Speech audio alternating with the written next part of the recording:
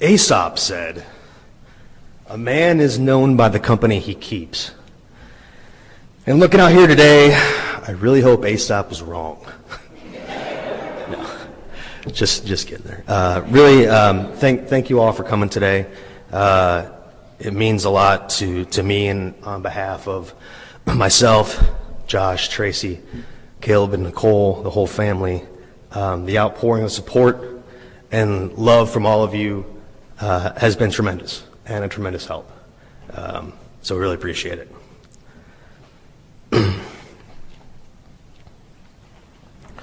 When life throws things like this your way, there's really isn't a roadmap on how to navigate it. Now, being in the thick of my parents' passing, it's easy to see what an amazing job they did raising the five of us.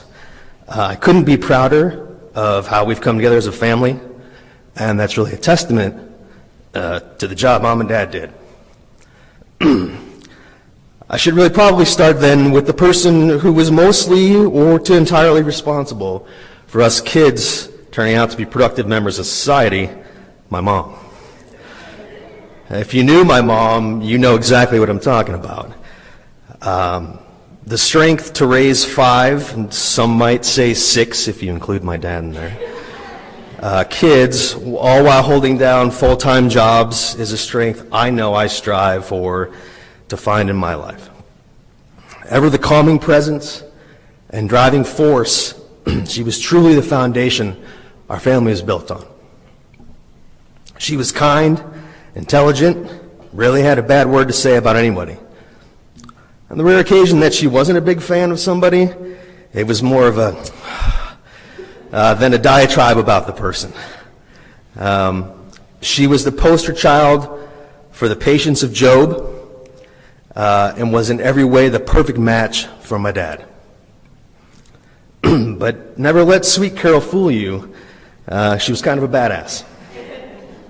She rode horses as a kid, was a hoops playing, skydiving grandma, and some of you may not know this, but Stitcher, as she's known to her biker club, was the one who got my dad into riding motorcycles. Dad always liked to tell us he was the toughest, but we all knew better, and even he did. As the oldest son, growing up, I always looked to find ways. I was like my dad, but as an adult with a family of my own, it became clear to me how many of my traits I got from my mom. I could always count on her for a smile, a laugh, advice, a great hand job, good intelligent conversation, or just a hug. Facts in 5, party potatoes, jammy pants, Meemaw, Jose, and I love you, honey. We'll never quite be the same. I love you, Mom.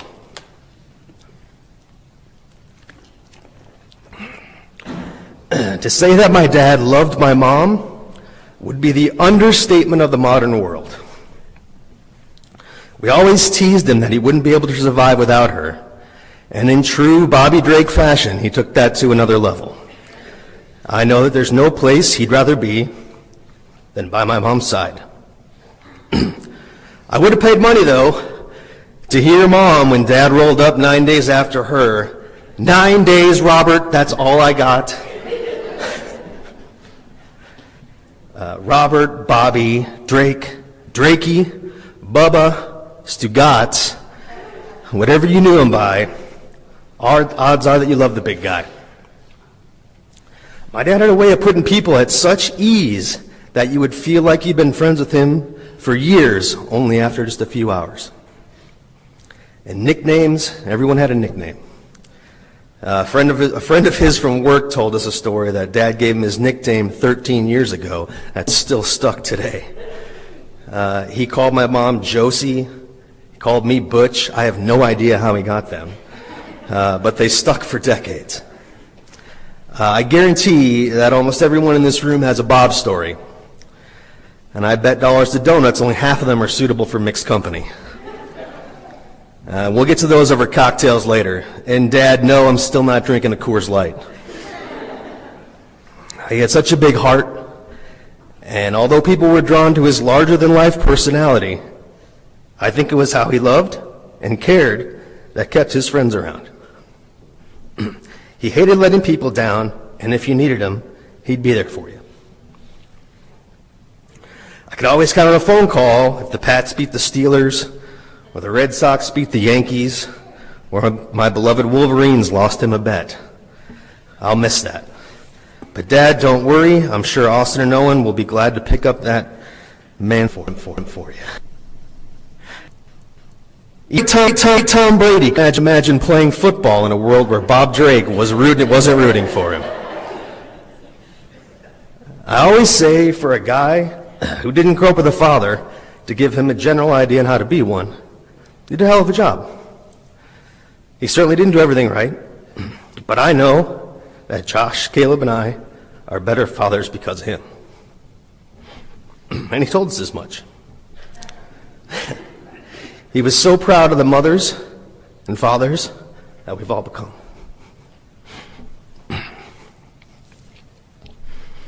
I can only hope to be as good a friend, father, and grandfather as he was.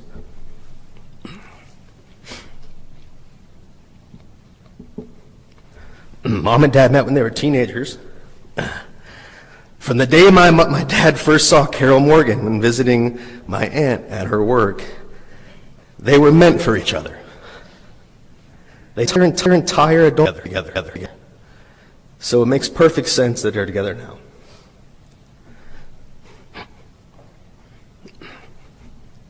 Mom and Dad, thank you for all you shared with us, all you taught us, and for all the love you gave us. We will miss you. We love you. Nice. Thank you. Thank you, Eric. Next up is another son, Josh.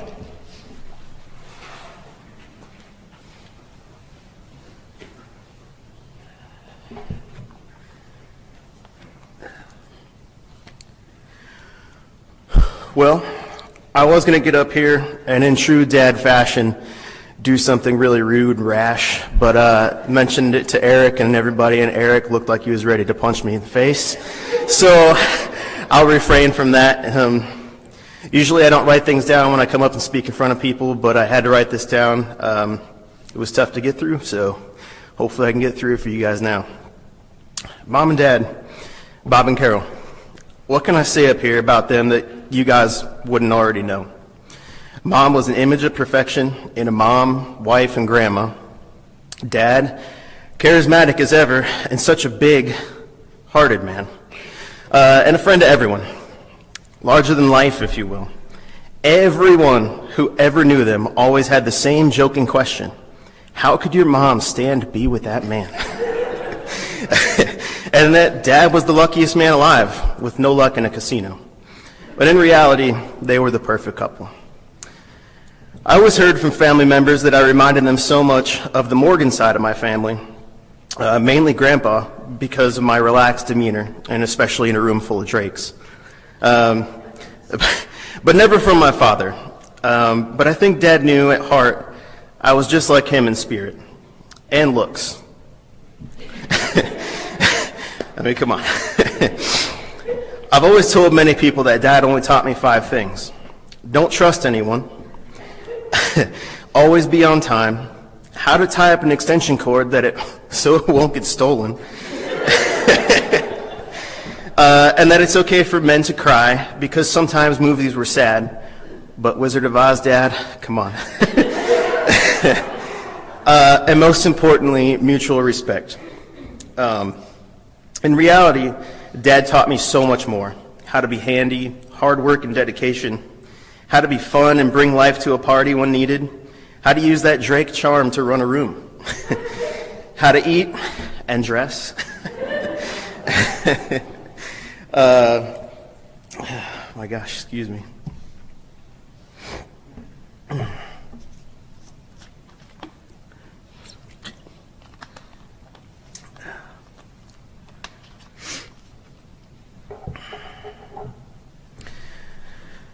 But most importantly, he taught me how to be a good husband and a good father. Through lessons both obvious and not. Until we started speaking more often recently, he never really knew how much he shaped how I am today. Or maybe he did, and was telling me in his own way, always poking fun at me like he did with everyone. Letting me know I was so similar to him in certain ways, which tended to make me cringe sometimes. Mom taught me so much without even trying. Patience being the biggest and most natural thing. How to stitch, how not to grill a steak, how to cook in general. She always supported any interest I had. One time when I was about 12, I swear she started crying tears of joy when I asked her to get me some Beethoven CDs from the library, when all she thought I listened to was like heavy metal and punk rock music. She was always there to support us no matter what. And who better than the strongest silent professional in the world? She would always tell me that things happen for a reason. And I would always say, sure, Mom. That reason being purely to ruin my life. Always joking, of course. And she knew that. And always her response, oh, Josh, you sound like your father. You'll be okay. I know, Mom. I love you. I like to remember my mother and father by summing them up into 3 different timelines, if you will. And today you're hearing from a good representation of that. When sharing stories and looking through old photos of my brothers and sisters, you can hear and see the difference in ways they raised us. Eric and Tracy were definitely the most disciplined, raised much stricter than us younger 3. But with me, they seemed to be in a mindset that I looked so much like Eric and acted so much like Eric, I'd probably be just like him. They were wrong. With Caleb and Nicole, it was more of a laissez-faire attitude, if you will, and that they thought that they laid out the rules enough with us older 3 that these 2 would just fall in line. And they had 3 older siblings. They had 3 older siblings to look out for them and show them the way. Or simply, as Eric would always say, they gave up on discipline. Truth is, Mom and Dad worked hard to make sure we had what we needed and had a decent home in life. Yeah, they were a bit more relaxed with us, but they knew what they were doing. They still taught us all the right life lessons through one means or another. But I could sit up here and share ridiculous stories for days about those days, but I promised I'd keep this as short as I could. Until last year, I would really only talk to them every once in a while, between holidays, birthdays, what have you. I always say I'm the worst child in that regard. But then Dad started calling me once a week. He made it his prerogative to have a weekly check-in with my 3 sons. I thought it was a little weird, because before this, anytime the phone would ring and it was Mom, Dad, or Nicole, I immediately thought the worst. There was no real reason why, it just popped in my head. I just felt that way. But it became normal that on Saturday, Dad would call or I would call him, usually interrupting his naps or some sports game. Sometimes catching them on a ride. I'll miss those calls and hearing, "Hey, Paisan," or "J-Man, what's going on?" Sometimes that fool would try to call me by my rank, but he could never remember what it was, so he just stuck with Sarge.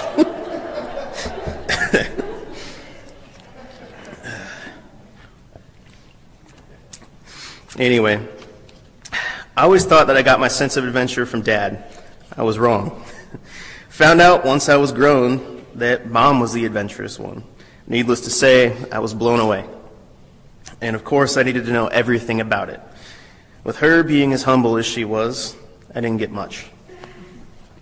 When they retired and decided to move here instead of Florida, I was shocked. I was blown away. But I saw how much they really enjoyed it out here, especially when they decided to join a motorcycle group. Soon after they joined and went on their first group ride, Mom called me and told me all about it. I've never heard Mom so excited in my entire life. I kept laughing and calling her a real biker chick now and joking about her motorcycle gang and asking her about her cut, joking about Sons of Anarchy and stuff. or sons of arthritis, right? But I could tell that this is the enjoyment they deserved. Usually they always found some way to enjoy just about everything. But now they could enjoy life to the fullest capacity without worrying about much else. All their kids were grown, taking care of ourselves and our children, and there wasn't a time where Dad or Mom wouldn't tell us each that we were great parents. I know this has all been a bit jumbled around, but I could be up here for days sharing stories, sad, funny, or exciting, especially with Dad involved. But the main thing I wanted to get across is that these two individuals leave such a huge gap in every life they have ever touched. It's a void that will never be filled. But each person can always think back to some story involving Mom and her cows, or motorcycle, or her God-given gift of sewing, or Dad and his big mouth, exciting attitude, or not so exciting at times, and just how much fun everybody had with them around, and we should always hang on to that. As far as us kids go, they know, and I'm sure you all do too, we'll be good. They raised us right, showed us how to love more than anyone else in the world, and be strong, funny, witty, some of us more patient than others, Nicole.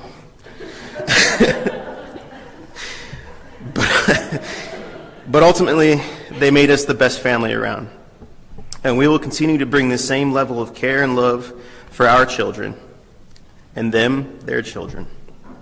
The Bob&Carol way will be passed down through the generations and always continue to bring light into everyone's life.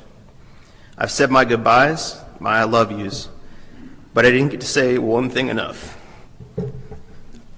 Thank you. Thank you, Mom and Dad, for everything.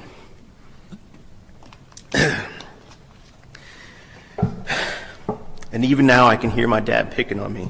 Joshua, come on, we said keep it quick. Yeah, Dad, I'm done.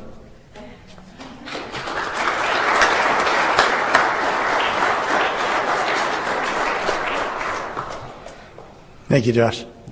Next up is Bob and Carol's daughter, Nicole.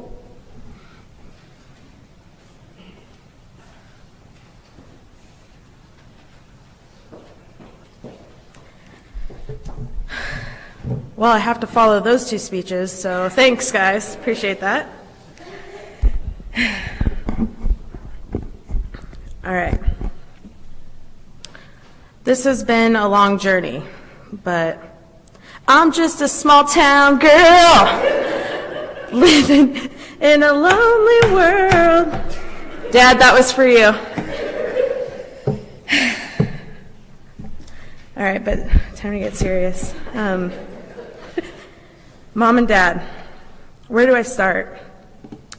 I suppose with my biggest support system. You two were always there for me. I struggled for a long time about where I belonged in life.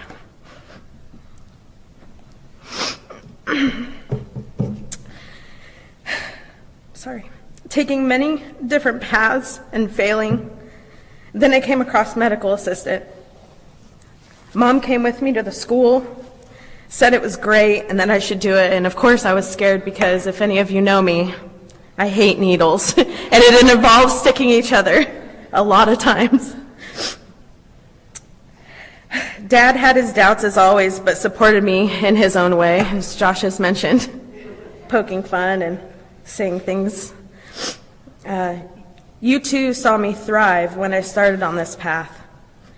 I mean, you always said I was the nurse of the family. I remember hearing the story about when I was born and how the pastor said I would be the one to take care of you guys when you were old. And well, that came sooner rather than later. And it all became real this past month. Taking care of you two at home before you went to the hospital, calling the hospital multiple times a day to get updates, FaceTiming and calling you two.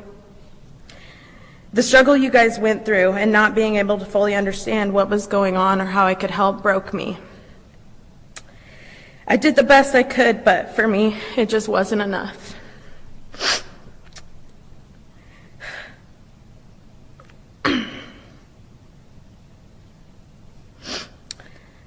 The last couple of days of Mom's life before being intubated were the hardest for me. I will forever play it over and over again in my head. Not to make me angry, sad, or depressed, but what it's going to do is to drive me to be the best nurse I can be. To be there for families I pray never have to go through what we all went through. People say everything happens for a reason, and well, my reason out of all of this is to be even more passionate for people than I was before. And you girls know I'm very passionate.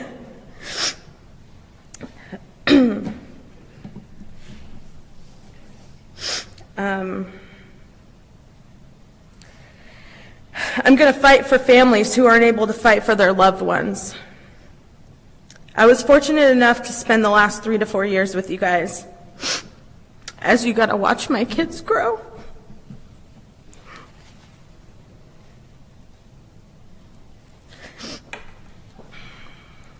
But there is still so much more you guys have not seen. 11 grandkids, a couple great-grandkids. You will miss so much. However, maybe that was all part of the plan because we are all spread out, so now you can look down and see all of us at once. Everyone loved you two. Anywhere you went, you made a mark. Everybody thought they knew you for so long as soon as you met them. You have lots of friends, coworkers, and even our friends.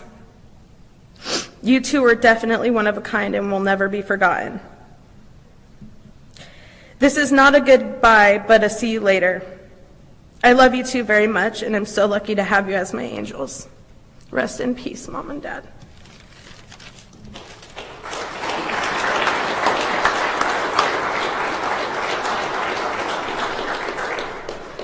Thank you, Nicole. Next up is their nephew, Drew.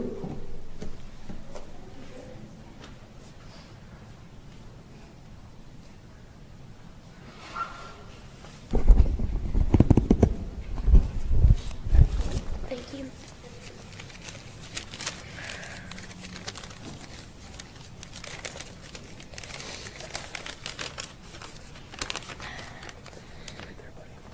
My family thanks everyone for supporting us through all of this happening with us being sad. Grandma and Grandpa, they were the best. My favorite memory of them was when Grandpa used to play catch and backgammon with me. My favorite memory of Grandma was when she used to take me and my brother to the park and get ice cream, and when Grandma used to play Candyland with us. We made a lot of funny jokes up and laughed. They were the best people I ever knew, and I will always love them and always think of the memories.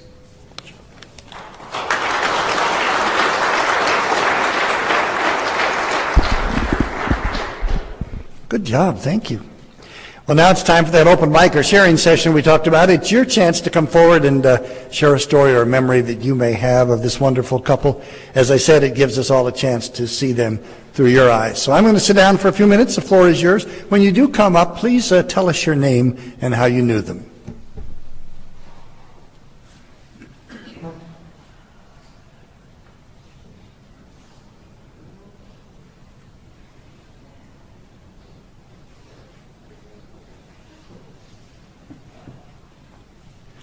By the way, I just want you to know I am really good at sitting down. So I know that we have a couple of stories out there.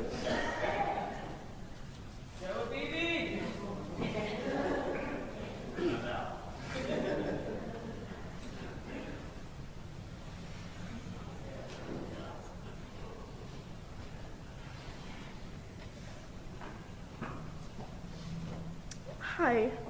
I'm a little short.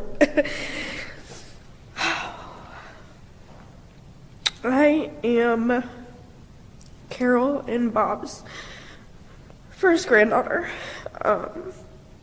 the oldest of all of them. So I had a lot of and my aunt and my grandparents. My grandpa, he was the funniest man in the room. I'm sure all of you know that. And he took pride and joy in making sure that every conversation with him was memorable, or whoever you were, a waitress, especially the waitresses. They would never forget him. I worked at Applebee's, and they had come in a few times, and whoever served them, they always thanked me because they got a huge tip, and they never forgot him. They asked when he was coming in next. Forgot him. They asked when he was coming in next.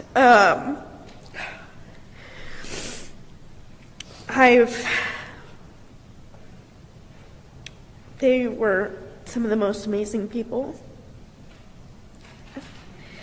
I have been fortunate enough with all the grandkids to spend weeks with them when they took their 11-year-old granddaughter, who was very hyper, on a cross-country road trip from Iowa to Virginia Beach for 3 weeks.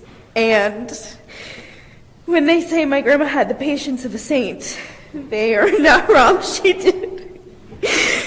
Oh, there's been many times in my life where my grandma has been the one to turn to, because she was the best at giving advice, and Grandpa was always a shoulder to hang out with and make you feel better.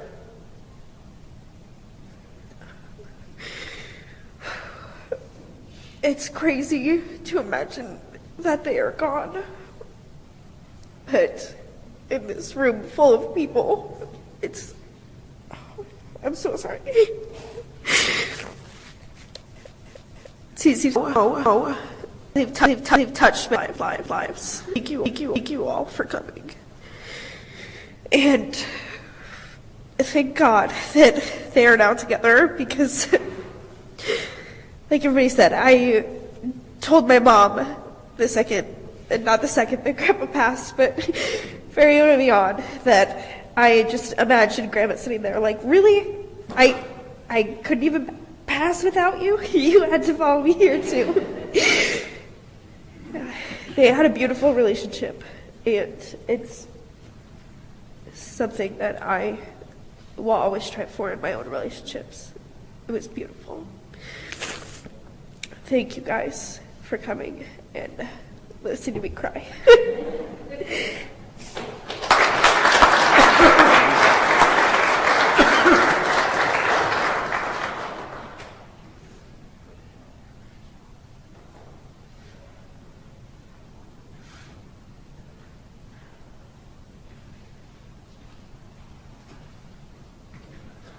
Hi, everybody. I'm Paul, Bobby's older brother. If Bob right now see me standing right here, he'd be freaking out, because he knew my high school days, memorizing 3-minute speeches, which seemed to be an hour. But I'm doing this for Bobby and Carol. For everybody that knew him from Illinois, Iowa, and Nevada, I'm going to tell you stories about him in Massachusetts. Very lovely stories, brother, lovely stories. The first one, the motorcycle crew, was going to love this. The motorcycle club. I had a motorcycle for a very short time. I would have killed myself if I kept it. But anyway, I used to come home to lunch every now and then. One day, I went to go get the motorcycle, and it's not there. I look up the street, and there's Bobby straddling my bike, holding it from being totally on the ground. So here's Bobby. I go up the street. Bobby, what are you doing? I want to take the bike for a ride. That's my brother. The second one was, he loved to play street hockey. And one day it snowed out, so there was no school. So we got the neighbors together, and we played. There was a dead end at the end of the street, a park. We played hockey. My brother loved being a goalie. He had all the equipment. So we're playing hockey, and one of my friends hit me in the leg with a stick, so I jumped and put him down on the ground. And I'm yelling and screaming at him. All of us, out of nowhere, someone comes and smashes me off. I'm on the snow like this. Who's standing there? My brother. So his thinking was Dennis was on his team, so he was sticking up for Dennis. Another time, I'm in the back of the house throwing darts, and my brother knew I couldn't throw darts for nothing. He said, "Boy, what are you doing?" "I'm throwing darts." I said, "Bobby, you want to me forget against the wall like this?" Now I told you, he knows I don't know how to throw darts. "I'm not going to do that." He says, "You're going to stick, Bobby. You're my brother. I'm not going to stick you with a dart." So what does he do? He knows I can't do it. He don't care. He gets here like this. My first dart, I stabbed him right in the arm. I'm running out of the yard. He's chasing me. And all I can think about him not jumping me, I'm looking around. He didn't even take the dart out of his arm. He's chasing me, and the dart's going like this till it falls off on the ground. Another time, I was in a softball team, and it was a Saturday. He says, "Where you going?" "I got a softball practice. Can I come?" I said, "Yeah." "What are you going to do?" "I want to come." "All right." We go up there. My coach has him hitting ground balls to the third base, shortstop, second. I played first base. But you don't throw the ball to first base. You throw it back to the catcher. So Bobby gets it and hits the thing. So I noticed he was going in order. And I was the first baseman. So he hit the ball to me after the other three, threw it back to him. Now I figure I got plenty of time. I look to my left, there's these two girls walking by. So, being the dog I am, I'm not paying attention, I'm looking at the girls. He saw me looking at the girls. He skips everybody, and he hits the ground ball to me. Someone says, "Watch out!" I look, and he hits me below the belt. You know where he hit me? I'm down to the ground in pain. He's at the whole plate laughing. Now, I'm his brother. He's at whole plate laughing his brains out. That's Bobby Dre. Another time, this was a good one. You love your father. Like I said, we were on a dead-end street. It was blocked off from a big fence with two big gates. It was a manufacturing company that owned they owned the parking lot. They used to block it all the time. We used to get the thing and break the lock all the time. So we wanted to play in the thing. And for the neighbors, they don't have to do three-point turns. They can go around the parking lot and go back up. My brother and his friends get this junk box car. And of course, they pick our yard to park it at. Their intentions were to get it going, which they never did. So anyway, one time, I guess they got together, and they went up the top of the street, and they said, "Let's take this car and just keep on pushing and smashing the gate, smashing the gate, smashing the gate." So they did it so much, they did break the lock, but they also ruined the two big gates. Threw the gates open, guess what? Those gates never closed anymore. Bobby, thank you and your friends for that. All I know is this guy was the best brother. I loved him to death. We had our fights, but if someone fought us, he would be there, I would be there in a heartbeat. Bob&Carol, God bless you. I love you.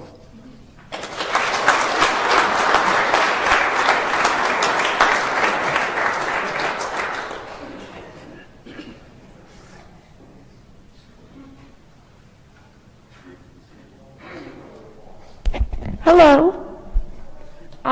Thank you. See everyone I haven't seen in years. It just brings this really happy feeling to my heart to see people I haven't seen since I was little. I'm not a Drake by blood, but by choice. I met my dad when I was 4 years old.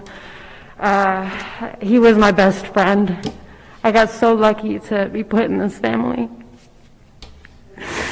I'm so happy I can see all of you.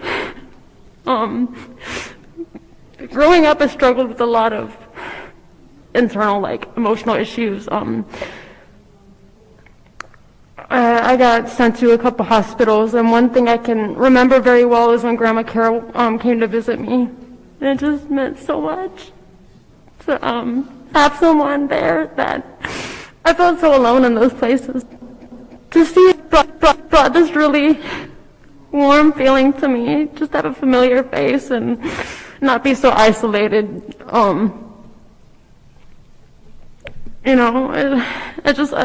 Thank you all so much for coming. It means the world to me and to everyone here. So, yeah, I wish my sister and so many other people could be here, but I'm sure they're watching.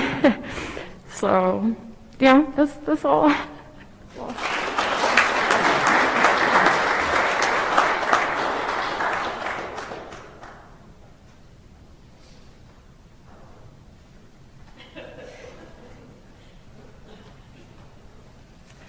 Hi, I'm Dana Schneider. I'm Nicole's best friend. I met Carol through Nicole through Boy Scouts, and that was about 4 years ago. 4 years ago, and when I met her dad, he automatically started calling me his girlfriend, which was he's funny. That guy is funny. Let me tell you, you guys had a great dad, and your mom was so compassionate and so caring. I hate speeches, by the way, so Nicole, this is for you. I just got to say, your guys' parents welcomed me into their lives. I moved out here, and I didn't have any family. And Thanksgivings and Christmases,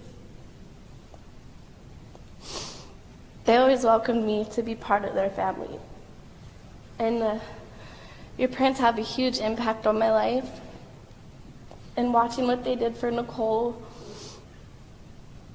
your parents are amazing people. And I'm so lucky and fortunate to have met them and spent the last 4 years with them. And I always told your dad it would never work out between the two of us.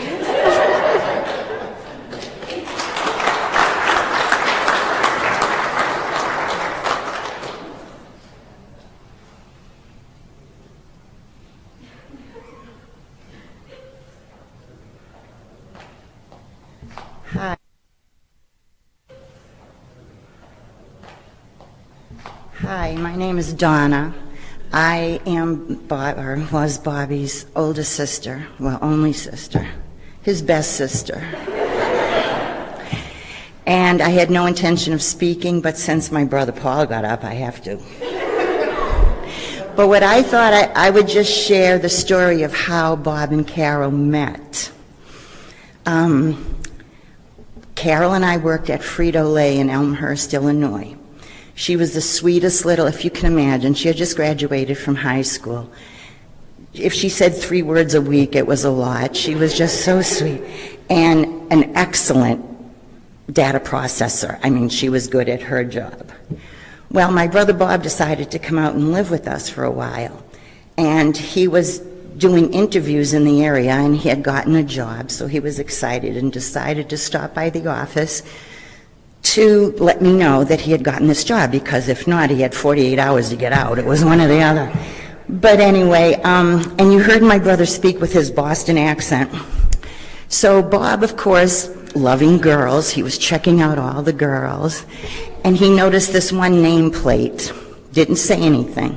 He went to my house, suddenly the phone rang. I said, data processing. And this person with the deep Boston accent said, "May I speak to Carol Morgan?" And I said, "Oh my God, it's my brother."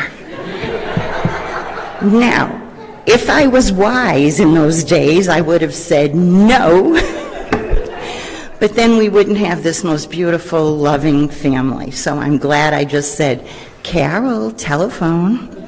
Well, that little thing, it was platinum. She was just all of their. They were born blonde and almost white.